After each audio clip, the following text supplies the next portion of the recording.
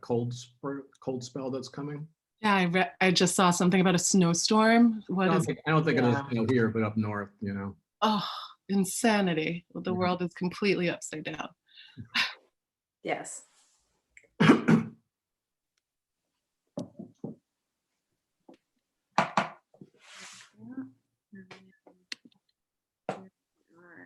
Okay, and we're live. Hello, everyone. Thank you for joining us. I'm LJ with Compassionate Muse, and today we are doing a program as part of our Mindfulness and Music series on music and CBD. And I'm joined by my host, Nicole Blonder, who is a wellness coach and also the co-founder of Equilibrium. And I'm very, very grateful that she's here today to help with this amazing topic and program. I think we're going to get a lot out of it today. And I'd also like to introduce to you our speakers, our guest speakers today, starting with Solange Burnett.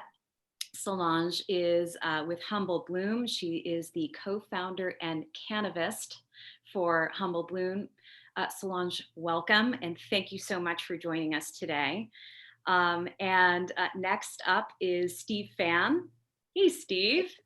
How are you? Steve is the founder of Come Back Daily, and we are really happy to have him here joining us today. And next up is Steve Bloom, editor-in-chief and also author of The Complete Guide of CBD and former editor-in-chief for High Times. I hope I got that right, Steve. Did I?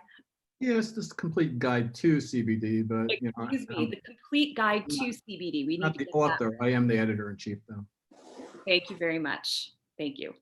Well, thank you all for joining us. I think, that's such a sort of a limited introduction, but what I really like to do is a deeper dive. And maybe the three of you could share a little bit more about your past and how you got involved in CBD. And Solange, let's start with you. Hey, yeah, so I'm Solange Burnett, and I have been in the cannabis space for 2 years. I know we're talking about CBD, and I'll let someone go into that more, but you can't really say CBD and not talk, it's cannabis. It's so yeah, I've been in cannabis for 2 years. And I had started a company with my co-founder, Danielle Swadish, that's really about trying to shift the culture of cannabis and curate it so that we are uplifting thought leaders and brands with integrity and making it a more equitable and fair space so that it's in the image of the plant and not in, the corporate mindset that has been so detrimental to society in so many ways. And the capitalistic mindset, it's like we are here for collaboration over competition and building an image and an industry that is for all to be involved and dealing with. And we really focus on immersive experiences that bring people together, both B2C and B2B, so that they can find intersections through cross-pollinating these events with everything from mindfulness to music to activism to social justice programming and that sort of thing, and do it in all different cohorts. So we feel cannabis is for all and the plant should not be illegal. So no plant should be illegal, actually. So there we go. Love that. Thank you so much. What is your biggest passion as it pertains to CBD? Like, what really gets you going? My passion as it pertains. Yeah, the why behind why you're involved. I'm involved in the cannabis industry to flip paradigms. I think that using the plant as a conduit for broader discussions is why I'm interested in it. I've always been a person where, I've been interested in a lot of different things. I sing in the Resistance Revival Chorus. I have been a professional singer in rock bands in the past. I do a lot of social justice organizing. So, and then cannabis is really an opportunity to talk about everything from race to sexuality to wellness. It really is all over the board. So it's really where, the red twine comes together and I'm able to put everything in one bowl. And instead of somebody saying, oh, you're all over the place, it's like, oh, I'm in cannabis. I love it. Thank you for sharing that. That's great. Powerful story. Thank you. Steve, Fan, hi. Hello, how Tell are us you? more about us. I'm doing well, all things considered, man. Yeah, I hear you. It's a trying time. Yeah. But yeah, so I got into, the cannabis industry, like Solange said, CBD now, but the cannabis industry about 10 years ago when I moved to New York as a cannabis activist and advocate, just showing up to different meetings and learning how we could provoke change within legislation. Fast forward a little bit, I tried CBD myself, and as a cannabis user, I was very surprised by what it was able to do for me. And so, I saw there was an opportunity to get into the industry through CBD due to the federal laws changing on it. And so I decided to make a move on it and kind of take what I learned as an activist and advocate and apply all of that to my business concept and carry on the things that I learned that Solange touched on, like the racial injustice and really like shining a light on things that aren't talked about. And so yeah, we've been open for about a year and a half now. The stores are closed right now, unfortunately. We are looking forward to reopening, if and when that happens. But currently, we're following orders. We're trying to, do the social distancing and just doing online shipping and delivery. Thank you so much, Steve. Mhm. Yeah, appreciate it. Steve Bloom, hi. Would you share a little bit more about your background with us? Sure. I'm a longtime journalist. I got my start in the late 70s writing about music. I started my career as a music journalist. So I've interviewed a lot of bands and written a lot of reviews and been to countless number of shows over the years. My path just took me in different directions as a writer, freelance writer. I'm also an editor. I learned editing when I was in high school and college on the high school and college newspapers. So I became a professional editor. After I started my freelance career, following opportunities, went from one job to another and ended up at High Times in the late 80s. That was mostly due to the fact that I knew somebody who worked there and he invited me up there I knew the magazine, but I really didn't focus on it a whole lot. I mean, I smoked marijuana since I was in high school, but I didn't really read about it. Although I was very much into all the great journalism of the 70s and 80s, I just really wasn't that familiar with High Times until I got there. And that was the late 80s. And that was a pretty, difficult time. That was when the drug war is at its peak. Bush was the president. We had 8 years of Reagan before that, Just Say No. So High Times was in kind of bad shape. The magazine had really just lost a lot of money in the 80s and barely hung on. The 90s came in and things turned around. Bill Clinton got elected. Marijuana became sort of popular again. It kind of had gotten a little passé. And the whole legalization movement took off again. And I've been there, sort of documenting that, chronicling that ever since in my different roles and different media capacities. I've been in the marijuana media now for 30 plus years. I worked at High Times for almost 20 years. I left High Times in 2007. I started Celeb Stoner, my website, when I left High Times because I had a focus on celebrities and entertainment at High Times, and just kind of continue with that when I left High Times. And then I wrote a couple of books with my co-author Shirley Halpern, and during the next period for me, Hot Culture, the A to Z Guide to Stoner Language and Life, and Reefer Movie Madness, the Ultimate Stoner Film Guide. And then I got hired to be editor of Freedom Leaf Magazine, 2014, worked with that company, a startup for 5 years. The company dissolved last year and essentially was merged with another hemp company called Green Lotus Hemp, and they didn't really want to continue with the media side of the company, so I was laid off. And luckily, I got another opportunity with Centennial Media, where I am now editing the CBD Guide and also another publication of theirs called Marijuana Goes Mainstream. Wow, thank you. That's great.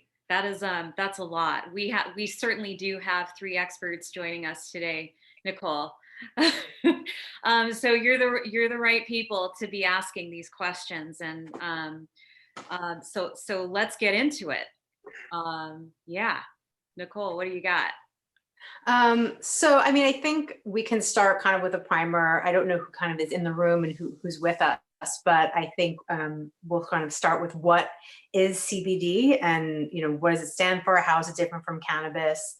And how does it sort of, you know, relate to our body? And I think Steve Fan is going to answer that question for us. Yeah, thanks, Nicole. So, yeah, for everyone, joining us tonight, learning for the first time, CBD stands for cannabidiol.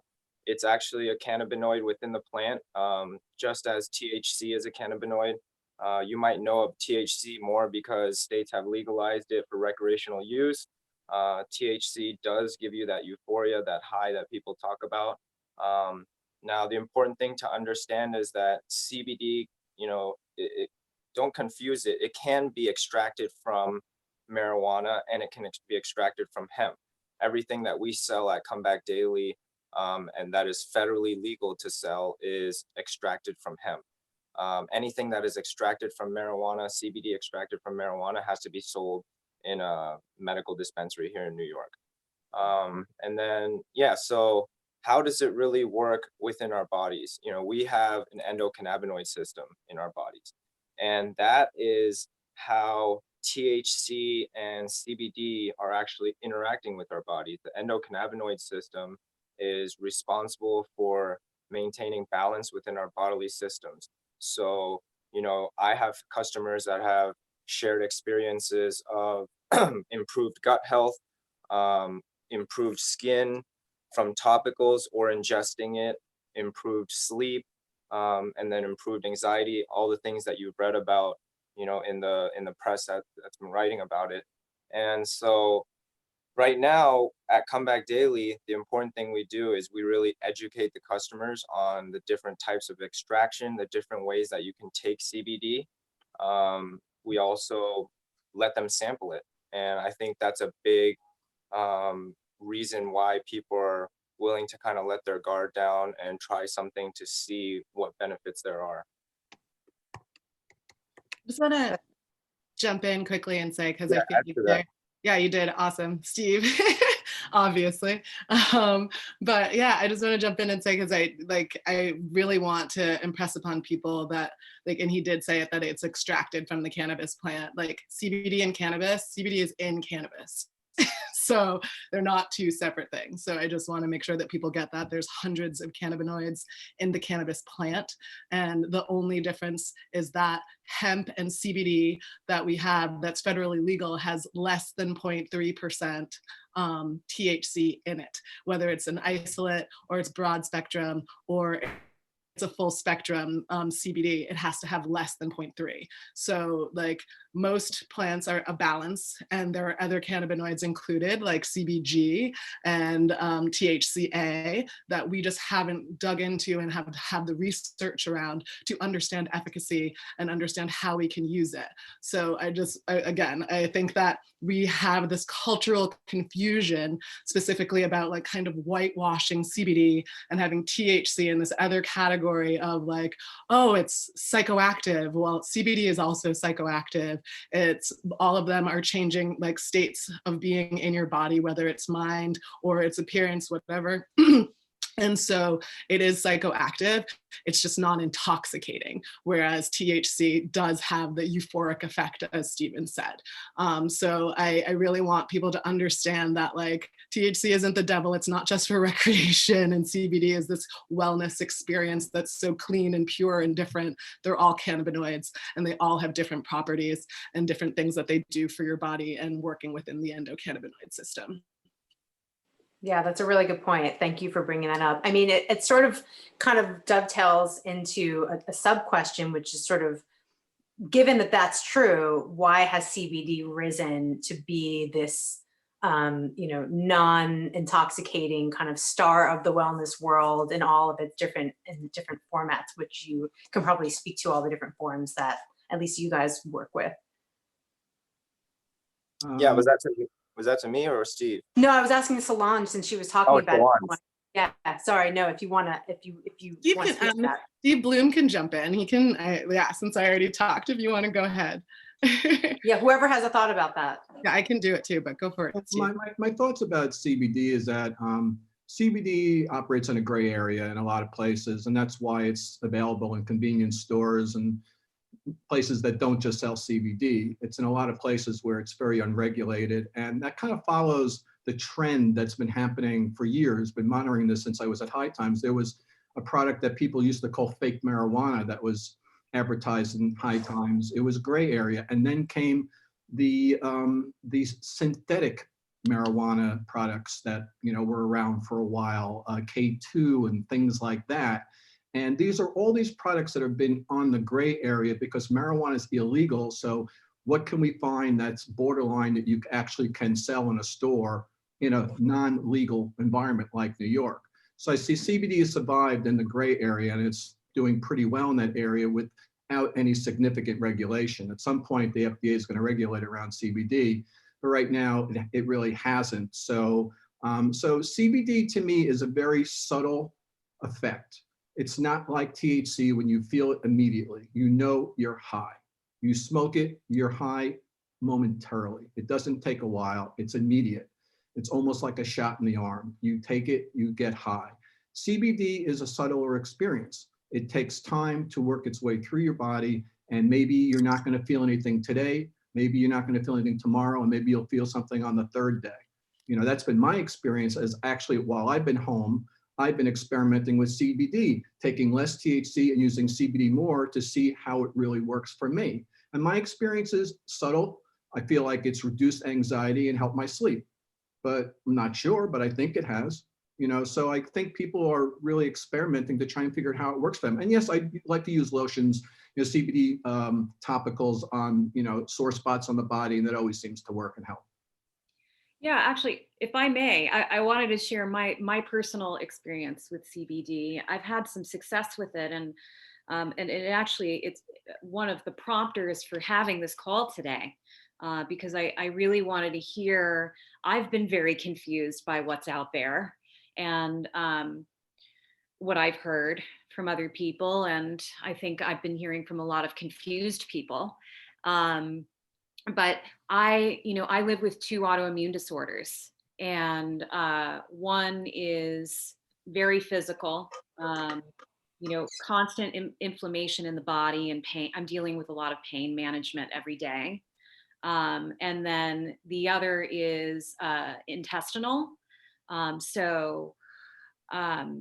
tried the tinctures, and unfortunately the tinctures that I've tried were flavored, and it actually I had an adverse effect, because something in the flavoring, I don't believe it was the CBD. I think it was the flavoring that actually set me off. I have celiac disease, so I have to make sure I get strictly gluten-free stuff. And I'm sure there's that out there, but it was mislabeled. I was led to believe that it was gluten-free. And then I've also tried the salves, which, rubbing on my sore joints, it's been like a fucking miracle. Seriously, instant relief. Where do I invest in a bathtub sized, bottle of this stuff? So, that having that sort of, Get yourself a soak. What is it? I said, get yourself a soak. I'm sure Yeah, from CBD if come back to play.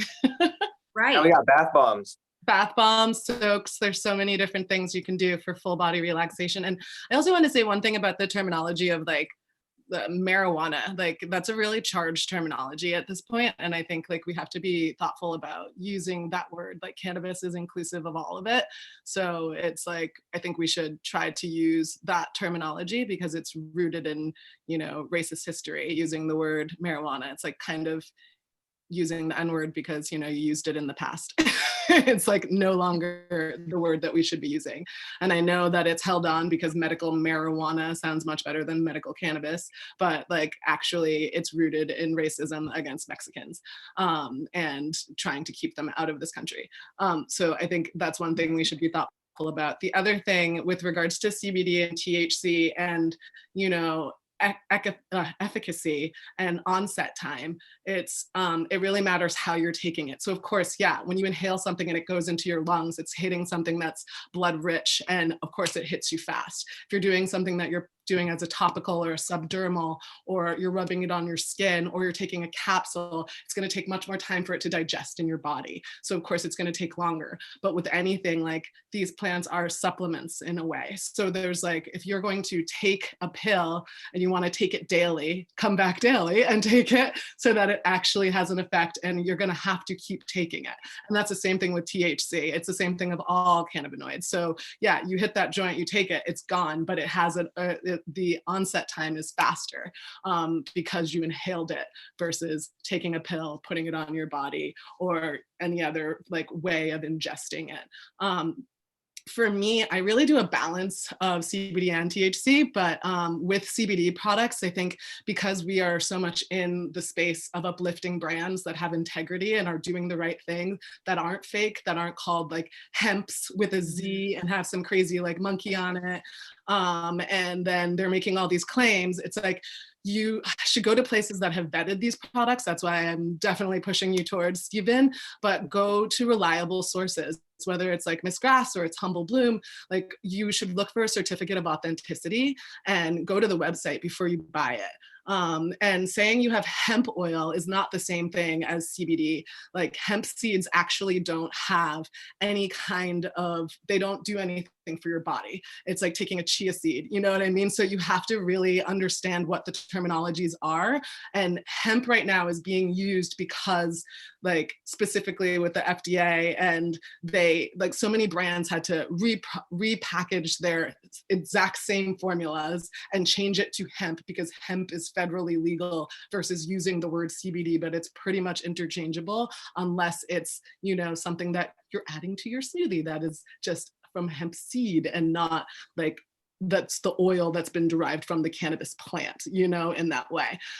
So, and okay, and then just going back to some of the products that I really love, I've really gone on a journey of exploration from some of these brands that we've worked with. They are, you know, they want us to understand the products and know where it's grown. We are really into pushing brands that are sustainable, brands that, you know, do have an ethical supply chain, that are using less plastics, that are trying to live in a plant-like way. I know that I go into all of these stores like CBD, not CBD, like CVS or Walgreens, and I literally have like a panic attack because everything in there is plastic. And it's like some of these brands are really putting thought into how they can be more sustainable from seed to sale.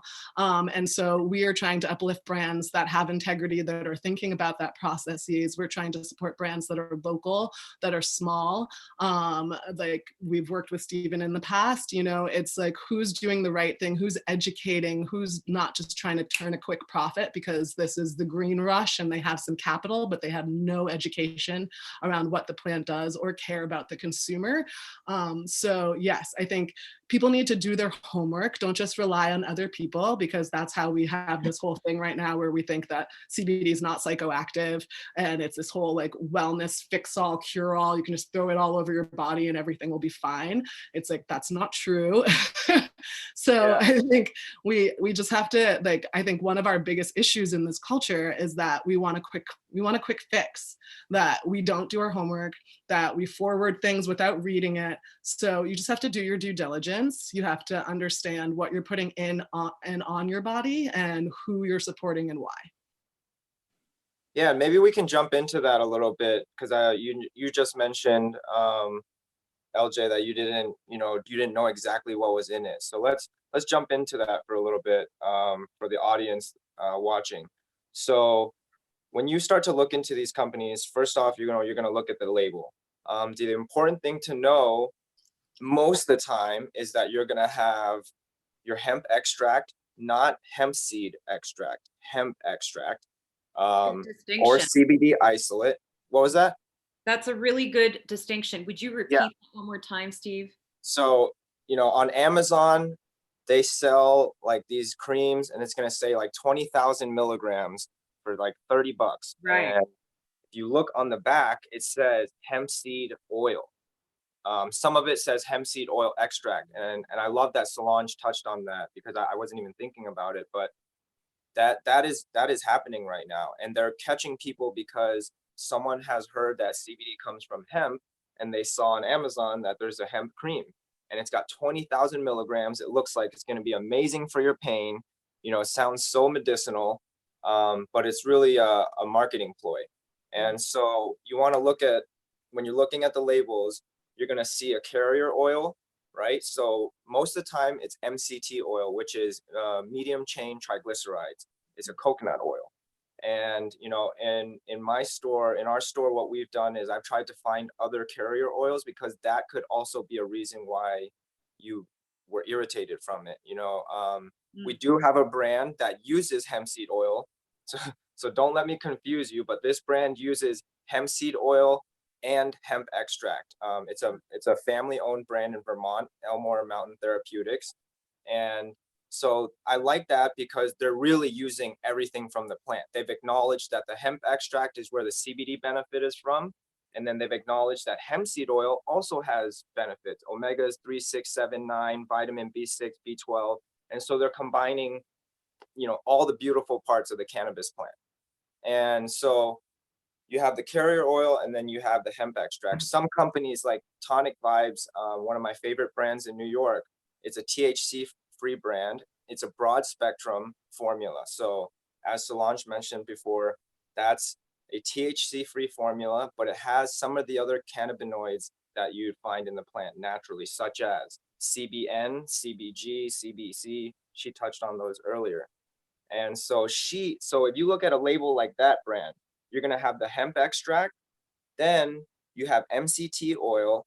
And now what Brittany's done from that brand is she's actually looked at other medicinal herbs and adaptogens that she found work similar to CBD or in synergy with CBD. And she combined those in the formulas. So, you know, you'll start to see some brands that have done, you know, proprietary blends. You know, they should be fully transparent with it, though. You should be able to pull up a lab test and see, you know, there's two parts to the lab test. What you're going to want to see is the initial lab test, which most companies are going to show you. That lab test actually comes from the farmer and the extractor when they extract it. So they get what it's called, it's crude, and it's basically the raw material, right? Now, once they do their custom formulations, it is their responsibility to now test that again to show us as the end users, this is what you got to start, this is what you've added, and this is what we get. On paper, very transparent, pesticides panel, heavy metals panel. These are types of things, you know, if you go into a CBD store, whether it's Come Back Daily or it's another store or online and you chat with customer service, these are things they should be able to produce right away. And they shouldn't be forwarding you to, you know, other sites. They should know directly where to point you. You know, most of the brands that we work with at Come Back Daily, they have to have it on their, like, they have to have it displayed on the site and very easily accessible to the customer, not just myself looking into the company doing due diligence, but also the end user. They have to be able to know lab tests very clear, not COA in an acronym and then tell the customer, oh, our lab tests have been there. You just didn't understand that COA means certificate of analysis. This isn't a game of understanding. This is a game of transparency because we're selling something that's going to be ingested. You know, yes, topicals are external, but these oils, these pills that we're talking about, these are things that people are putting into their bodies. And so I think it's on the company's responsibility to be very transparent about not just their formulations, but also the supply chain and how they're farming and who they're working with, the farmers they're working with, and really show us, you know, every step of the process. I love that. So transparency and explainability, as a futurist Amy Webb would say. That's really, really important to me. And I thought that that's what I was getting when I was doing my research and I was understanding and I was buying this tincture on a health store. But Yeah. you know, I have amateur eyes, so I really appreciate the fresh perspective. I'm sure so many people are confused by this and are spending their money in the wrong places. So circling back to the importance of supporting small business, but supporting it for the right reasons, right, Solange? We need to be educated in all parts of the chain in order to make the best decisions of Yeah, and small sometimes means better, to be honest, because you can actually see where it's coming from. Like these big mass brands, the accountability, transparency goes to shit, even though they might be approved by the FDA, it doesn't mean that they actually are doing the right thing. We know that from all companies across multiple industries. It's not cannabis isn't on its own there. But I love tonic too. I wanted to say that, Stephen. Like we in our experiences, we take people on field trips where they actually get to go to the farm and small cohorts of about 40 people to actually experience. Our first field trip was 2 years ago at Tonic's farm, Tricola, with Brittany and her family. It's a family-run farm. They're from Long Island. They have 10 acres. They had 10 acres of plants that first year that we brought people out there.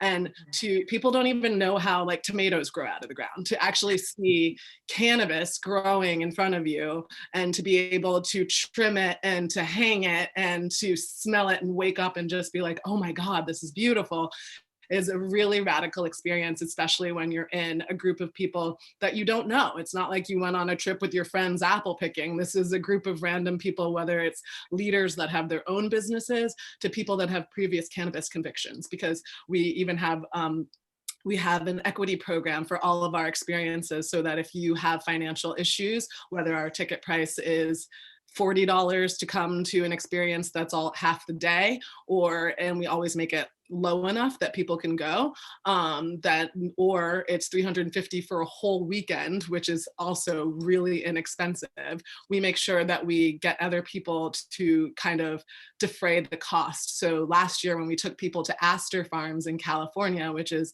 a THC farm that's also craft, that actually burned down in the Mendocino complex fire the year before. And so it was really a rising, like a phoenix rising from the ashes. They're rebuilding, and they are a regenerative, sun-grown outdoor farm, which is really impressive. They are making sure that when they till the earth, the CO is not going back up into the air. They use different plants that are compatible plants to help with the farming process, to deal with pests. They don't put anything unnatural in their plants. Whereas so many of these other products that you see out there, they're indoor grows. They throw all kinds of pesticides on them because they're doing mass production.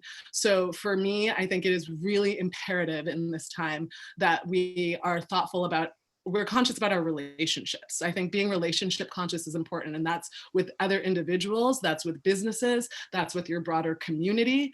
So we have to be thoughtful and conscious consumers.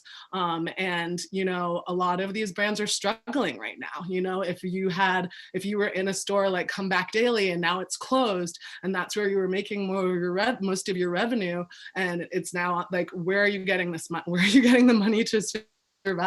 As we see,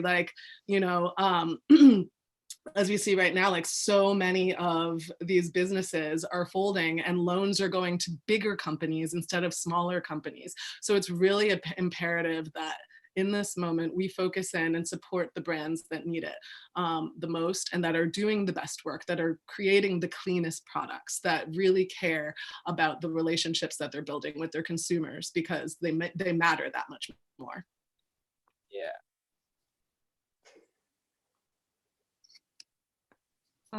Steve Bloom, Hey there.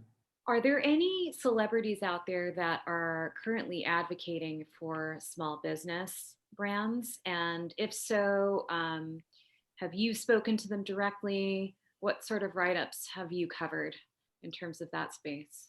Well, I'm not focusing on the small business aspect. All of these, all of these small celebrity brand companies are small businesses, like any other small business. They're not corporate companies. They're not run by investors. They're run by celebrities who have made money, and they're taking their salaries, the money they put away, and putting it into, their post, sports careers. I give the credit to the football players for really raising awareness about CBD. I think they've, dramatized the importance of using natural remedies compared to pharmaceutical remedies, which they're generally given to deal with pain and inflammation. Most football players have been doped up on opioids their whole careers. They're injured constantly. they suffer concussions. They could possibly end up with CTE, which is a brain disease. So they're the ones who really have really raised the bar, I think, in a lot of ways. Celebrities can get people interested in subjects, by just saying that they're into it. And maybe other people who are fans will say, okay, maybe I should check that out too, because so-and-so said. That's not the only good reason, but it's one reason. And so I, look at Marvin Washington and Eugene Monroe and whole host of players. I mean, Eugene Monroe quit the NFL because they wouldn't let him use cannabis. He left the league in the middle of his career. That's pretty heroic. He gave up a lot of money, and now he has a CBD line. So on the sports end, I think the athletes have really led the way. I'm finding in the music area, there are a lot of musicians now who are also creating CBD lines. There's a band called Five Finger Head Punch. That's what they're called, Five Finger Head Punch. And they're run by the lead singer is a guy named Ivan Moody, and he really likes CBD. He started his own line called Moody's Medicinals. It's a pretty good looking line. Another guy in a band called Less Than Jake, Vinny Fiorello, their bass player, he started a line called Sailor Diggins Finest. And it's, each does what they want to do. His is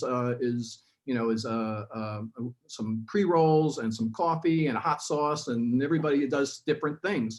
Ricky Williams, the football player, has a line. So I just feel like the celebrities are leading the way. And also on the soccer side of things, the Rapinoe sisters, Rachel and Megan, both have a line called Mendy that's geared towards soccer players and athletes. So I think they're all doing good things. And I don't think these are big companies. They're small companies that are being funded by, the money that these athletes have earned. Got it. It's interesting, the relationship, I think, in sports. And I think the relationship in music could be similar, but probably has a reputation for not being, like for rehabilitation and things like that. And it's, kind of getting back to our sort of main topic of CBD and music and whatever that means to you guys. I'm curious, where you see the relationship there, whether it's as someone who uses CBD to enhance music listening or music creating. What's been your experience and what can you share with our viewers about that from your if you don't mind, I'll take that one again, and I'll kind of give up I'll let people talk from the rest. Since I've been involved in music for a long time, musicians love to get high. They love to get stoned. They create music high, stoned, on THC. That's been basically their thing for years. You might be able even to say, affirm that, Solange, as a musician yourself. And so it's been a creative aspect to what musicians do. I've covered so many musicians at high times and before and after. So many musicians like to smoke before, middle, or after shows. They love to smoke in the studio during the creative process. I'm not really sure how CBD fits into that, because CBD is more for wellness. It's more for aches and pains and, sleep, anxiety, which obviously anybody can have, but it's not, you're not coming out of a concert, beat up from playing, an hour of football. Maybe, it's energetic and, and you're running around the stage and jumping around and maybe knocking yourself around a little bit, but you're really not dealing with pain issues and stuff. So I'm not so sure. Musicians really haven't really discussed this that much yet. I think only in the situations where a musician has a specific medical need, then they use CBD and they find that it benefits them. But in general, I think most musicians are probably just going to relax and, hit a joint with THC in it. I mean, this is an interesting point because we're now facing, an unprecedented height of anxiety and depression in the music industry. And I mean, maybe this should be a discussion. CBD should be part of the discussion, especially if it's helpful with anxiety. What are your opinions on that? From my experience, I've used both. And I've used both in performance. I've done both in creative. It affects your mood. It affects your behavior. It affects your neurological processes. It's more than just pain relief. And anxiety relief. So I do think specifically as a stage performer, I actually couldn't smoke before I went on stage because I would get anxious. And so it was actually the opposite. Like if I have a speaking engagement, if I'm going on and it's me that has a solo versus singing in the chorus where, you can kind of mask yourself a little bit, CBD definitely helps. In the morning, I use CBD with my meditation. I put it in my matcha, or I take drops and I meditate, and it helps me be creative. It helps me with my journaling afterwards. So I think there is definitely an association with THC and musicians. And I think that comes from historically CBD being brand new, and there just not being enough facts to prove that, or not enough discussion around it, that CBD is being used by musicians currently. There are many musicians that I know who cannot touch THC, or they're afraid, they have some kind of stigma around it and they won't go near it, and they're hyper creative and they use CBD. So I think it really does matter what is going on with your body, as well as the terpenes and how those terpenes affect you. And that could be the terpenes that are in a CBD or a THC rich oh my God, product. And I think that the other thing specifically around usage of CBD, I think around THC and being attributed to musicians, I think you just have to think again of the history and the prohibition. And it's like jazz musicians from Louis Armstrong or Bob Marley, these people were persecuted in trying to legalize the plant. They were ostracized. These people were jailed for this. And it was healing for them. People use THC for anxiety. People use THC to calm themselves. People use it for medicinal purposes. It's not just recreational. And I think that when you think about access to healthcare, and being able to be prescribed something versus being able to just get it from your guy on the street, there's more access to getting that dime bag than there is to going and buying a $150 bottle of drops, or going into a store and feeling, some kind of stigma by talking to somebody that you don't know. So THC, I've spoken on panels about this whole idea of recreational, that like this plant is used for all things, no matter what cannabinoid you're talking about. Yeah, that's great. And I think we just had I was going to ask actually as well, if you can define terpenes. I think a lot of people aren't familiar with what terpenes are and how it relates to the experience. Well, terpenes are essentially like the flavor profile of the particular strain or whatever. I think like people try to really deduce things and simplify it by being like, oh, there's indica and there's sativa, and sativa makes you like happy and energetic, and indica makes you like sit in the couch, but it's not actually that. It's really the terpenes that are in there that are affecting your mood, and that your whole, like, it's the flavors that are doing that for you. And I don't know, Steve, if you want to jump in. I see like fan, your mouth kind of moving. Yeah, I like to use I like to talk about lavender, especially because I feel like essential oils have been trending upward lately. I love lavender. And so, yeah, I've heard, especially like new mothers talk about like lavender on the babies, and it's calming for them. So lavender, if you actually break down what makes lavender, it's actually terpenes that make up lavender. So these terpenes, such as linalool or humulene, that you'll find in lavender, also naturally are present in cannabis. So I just wanted to add that sometimes it's a little easier to translate, understanding, that it's similar to essential oils, but just broken down even further, even deeper. Yeah, it's like, it's all a plant, right? So these plants have these different flavor profiles. So whether you're looking at a lemon and you have limonene, or like linalool, or whatever these different terpenes are that you find naturally in these everyday plants that don't have psychoactive effects, this like cannabis also shares those and has different flavor or terpene profiles. And you can, and in concert with your body, will do different things like relieve stress or give you more an elevated feeling or whatever it is. Got it. Thank you for explaining. I think that's good. I think, also in relationship to music and experiences, there are people that have anxiety. I mean, right now, obviously going to concerts and large gatherings are sort of kind of on hold, for a minute. But I think that there could be a subsection of people out there who don't like large gatherings or get anxiety from, those types of experiences and may not be interested in an intoxication experience or a THC experience, where CBD could potentially assist them with, broadening their musical life in some way, outside of like listening to music on their own if they wanted to go out to a show. Just kind of thinking about different relationships of that beyond the traditional I guess idea of like going to a show and smoking, or before you go. I think there's different ways that people can think about CBD in relationship to music that they may not already.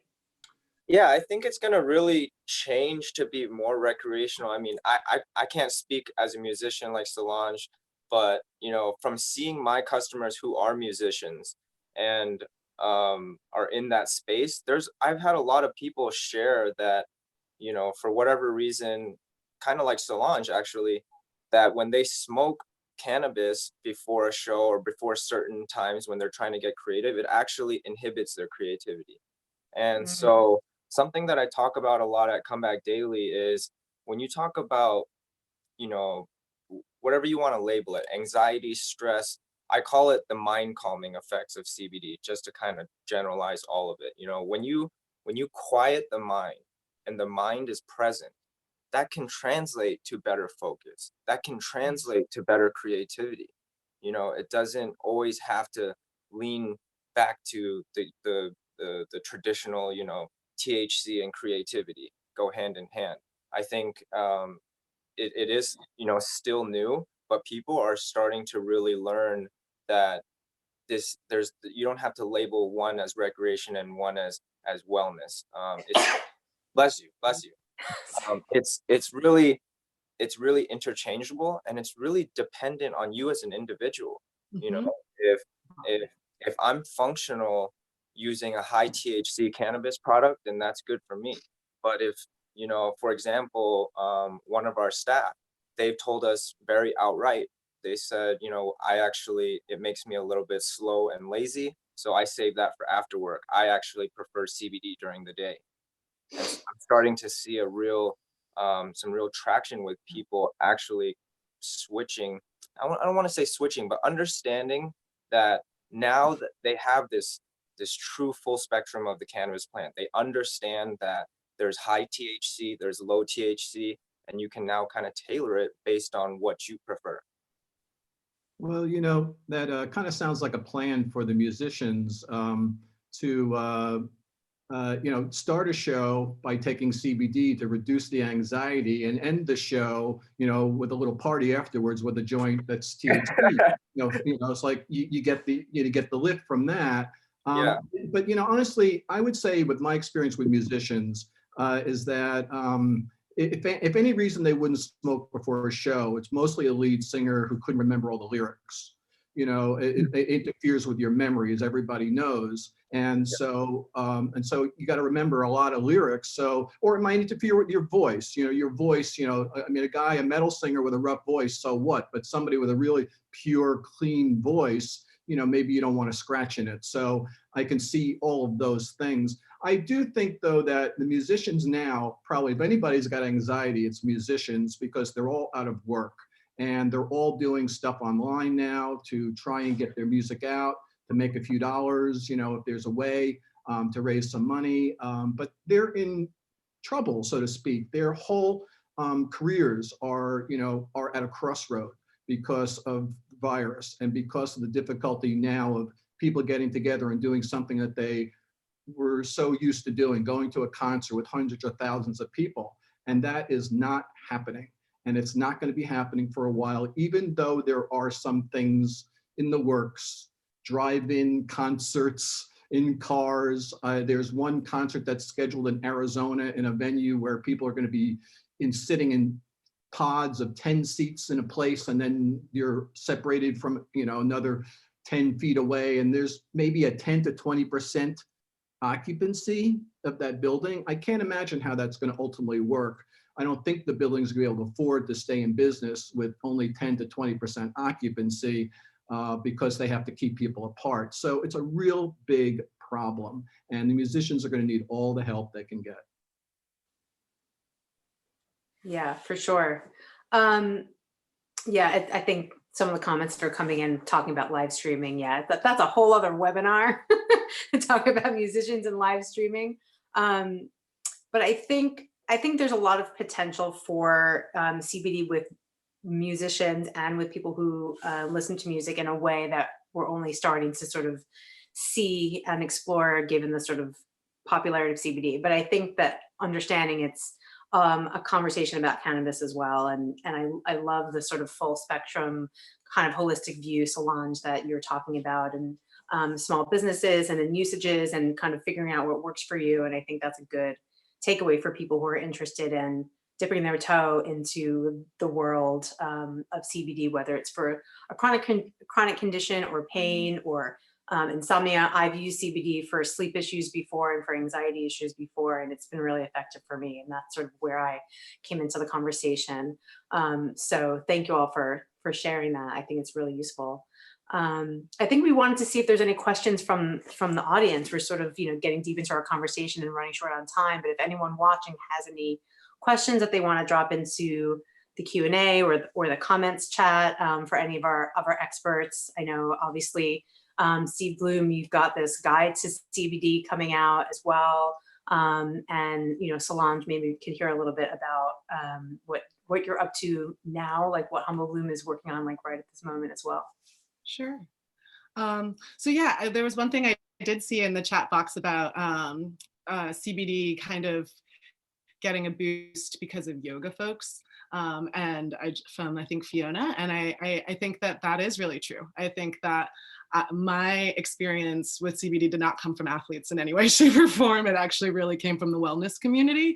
And it came from people who are doing meditations, people who are doing yoga, people who are thinking of how can I achieve balance in my body.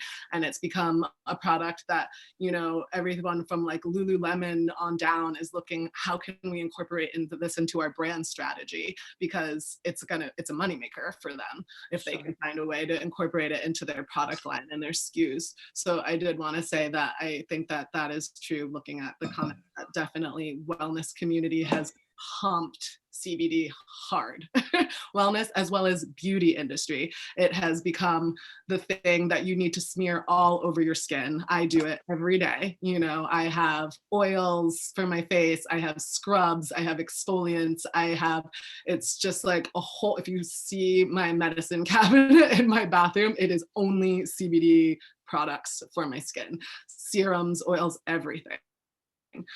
So I think the people who are the real purchasers in households are women. Women, I'm sorry, are not watching football unless someone is really telling them to. So it's beauty, wellness, health. That is where they are putting all their money and energy into. How can I lose weight? How can I look good? How can I feel stronger and more secure in my body? So yeah. And for Humble Bloom, like since we have been so in person and similarly to, music, events, hospitalities, we had two what's it called? We had two different venues that we had partnerships with in the city. One was the Assemblage and the other was the William Vale. And we were doing programming in these spaces. Obviously, the William Vale is like shut down, hotels are shut down, and the Assemblage shut down not too long ago too. It's a co-working space that has, consciousness at its core. And so we are in the middle of a pivot. Since our events were never really just like a panel and a conversation. It was a whole bunch of things mixed together to enhance the experience. It's more like a full spectrum experience than an isolate experience. And so, and Steve's been to our men's session and was a sponsor of it, and got to see firsthand what it's like to have a group of men, age 65 to 20 something from all walks of life talking about vulnerability and performance and consumption, everything from professional athletes, basketball players that had opened a store over here in Bushwick, as well as investors from Canada and, you know, mindfulness practitioners all in the same room, and shop owners to come together and be men, but in a whole other way. So now we're pivoting, and we are going to be doing some online affiliate kind of marketing for brands that we love specifically. We're really going to vet them and make sure that they're in, like, so we have like a very cannabis conscious corner of products, and we're going to be doing a lot more content. I am starting next Thursday, a week from today, will be taking over Afropunk's channel, their IG, Wow. every week. Nice. And I will be having conversations around radical self-care. And these conversations will have some of the incredible Black and brown people in the space, from like Lizzie Jeff. And it really is going to be a conversation using cannabis as the conduit, but you don't have to be in the cannabis space. So some people in the cannabis space include Nadir, who is the social media guy over at at Herb. Lizzie Jeff, who's about like sexual empowerment in cannabis, and also is a musician.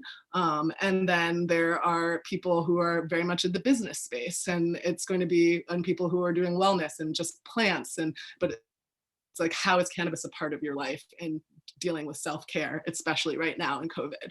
And so it can be a blend from THC to CBD or whatever. And so yeah, content, partnerships with other brands, and eventually some kind of marketplace is where we're going for now.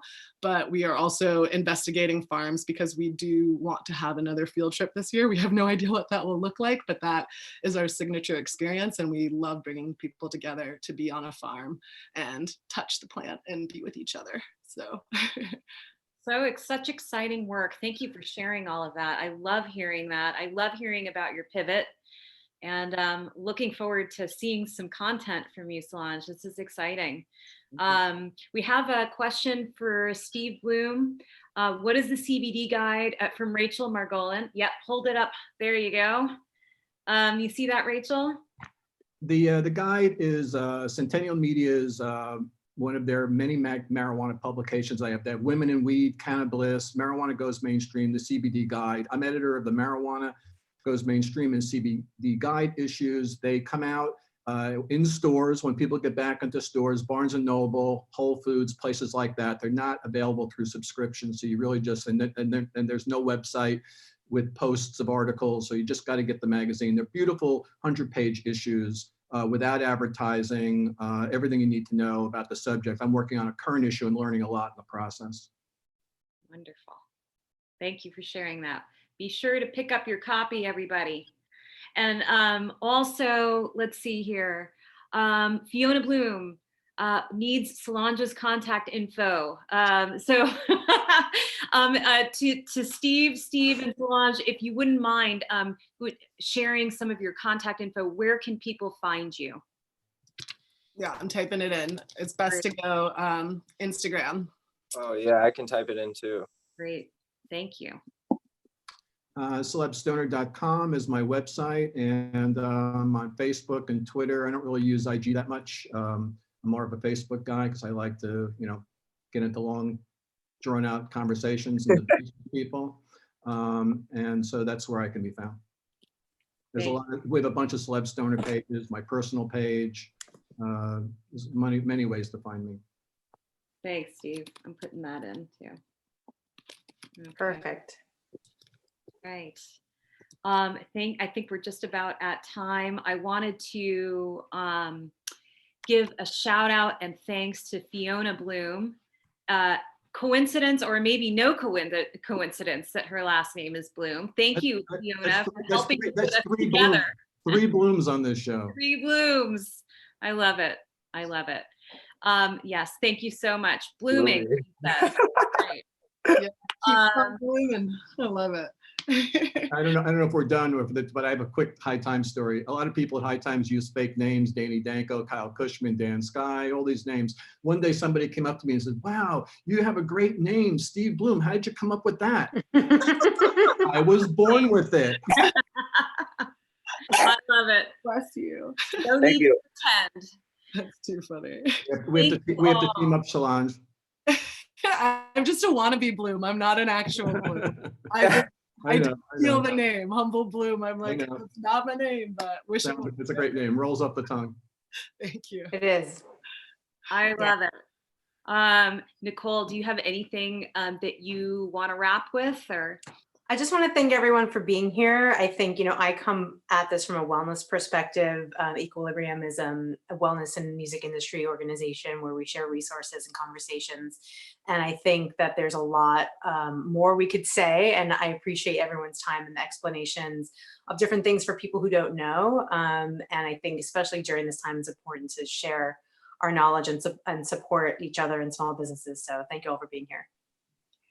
Thank you, Nicole. Thank you. you, LJ. Thank you so much, Nicole. Thank you for being such an amazing co-host. I've enjoyed this process with you, and I want to do it again. And to Solange and Steve, thank you so much for your time.